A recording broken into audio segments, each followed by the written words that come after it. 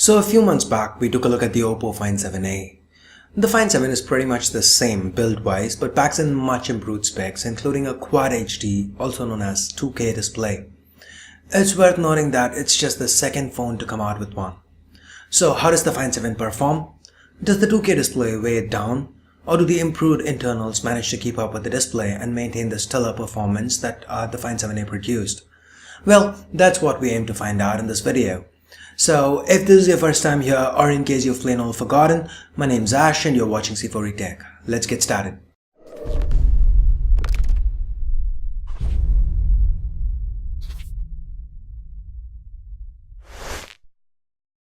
As always, let's start with the build. The Find 7 is built identical to the Find 7a. Metal frame enclosed by plastic. To the front, we have the 5-megapixel front-facing camera, sensors, earpiece, lower below, the 5.5-inch Quad HD display, and below that, the capacitive menu, home and back keys. Sadly, the keys are still very dim and the haptic feedback also remains weak. Below this, we have the notification light strip, as elegant as it was on the Find 7a. To the back, we have the secondary noise-cancelling microphone, 13-megapixel camera, dual LED flash, Oppo branding, and at the bottom, the dual stereo speakers. Yes, though it's just one set of holes, they are dual stereo speakers indeed. The back seats are removable, and inside we have the micro SIM and micro SD card slots and the user replaceable battery. What's impressive here is that Oppo has managed to cram a higher capacity battery into the same form factor. This is a 3000 mAh battery. That's 200 mAh more than the one on the Find 7a.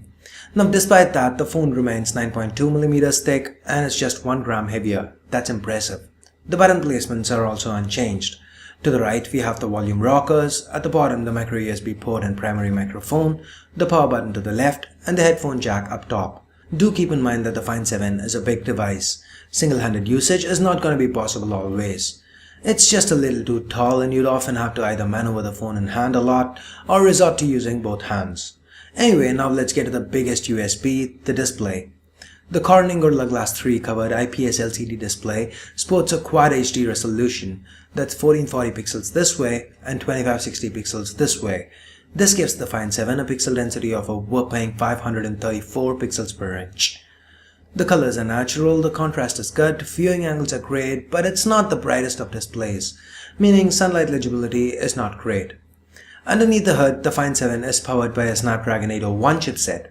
That's 4 Crate 400 cores clocked at 2.5 GHz each, coupled with an Adreno 330 GPU and 3 gigs of RAM. Note that that's higher clock speed and an extra gig of RAM over the Find 7a. The internal storage has also been increased to 32 gigs from 16 on the Find 7a. As you can see, barring GPU-intensive benchmarks like GFX Bench, the Find 7 performs great. Pushing all those pixels does seem to take a heavy toll on the GPU. But that doesn't really show on any of the current crop of intensive games. No matter what game we threw at the Find 7, it managed to run it smooth. Audio quality was also great, both via the included earphones as well as the stereo speakers.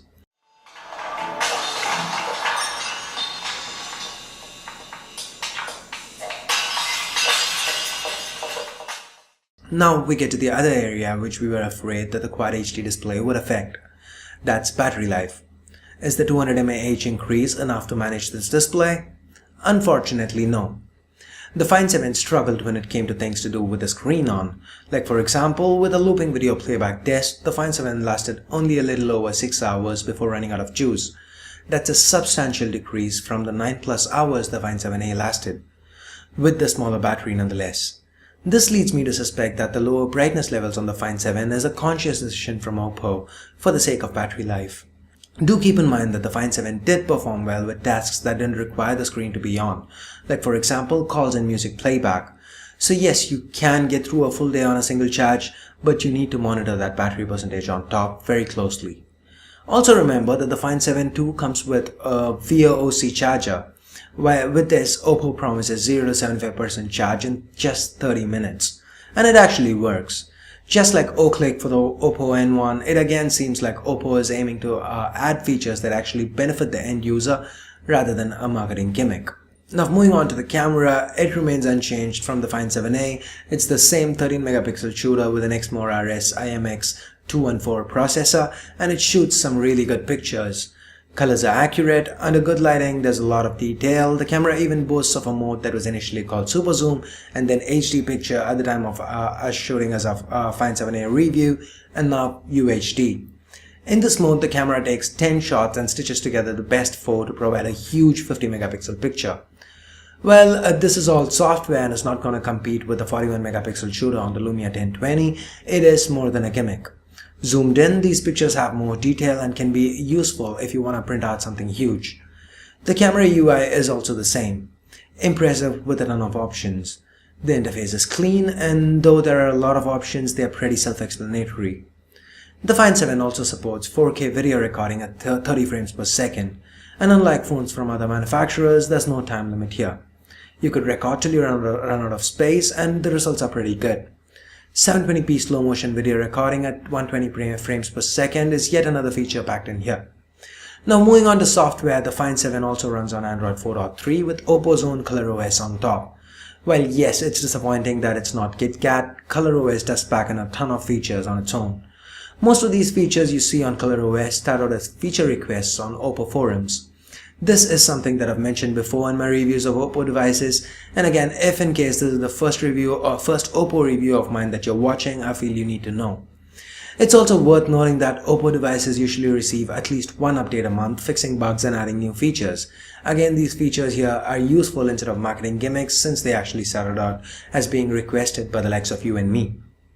Features like tap to unlock, gestures to unlock, gestures on the notification bar, double tapping the home key to sleep, 2-finger voice controls, 3-finger screenshots.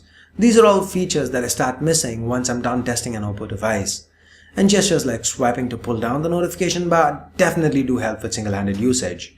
ColorOS is also pretty customizable, letting you choose between a lot of effects and full-screen widgets that Oppo calls exclusive space. And then there are the themes. With themes, you get to change everything from the icons to the lock screen styles, and there are quite a lot of them. As far as the UI performance goes, ColorOS on the Find 7 is very smooth. The device feels responsive and snappy. Just like with the Find 7a, you don't see frames dropped or lag of any kind. The Quad HD display hasn't seemed to have slowed the UI down. And then we get to price. This is another area where I feel Oppo has done right. While yes, it's no Xiaomi or OnePlus kind of pricing, it still does undercut the only other widely available Quad HD sporting device by quite a bit. So what do we have here? In the pros column, we've got display, audio, camera, software, rapid charger, pricing, and a manufacturer that's intent on going out of their way to keep in touch with what the consumer wants. To the cons list, we have battery life, the lack of KitKat, and thanks to the advent of OnePlus and Xiaomi, price.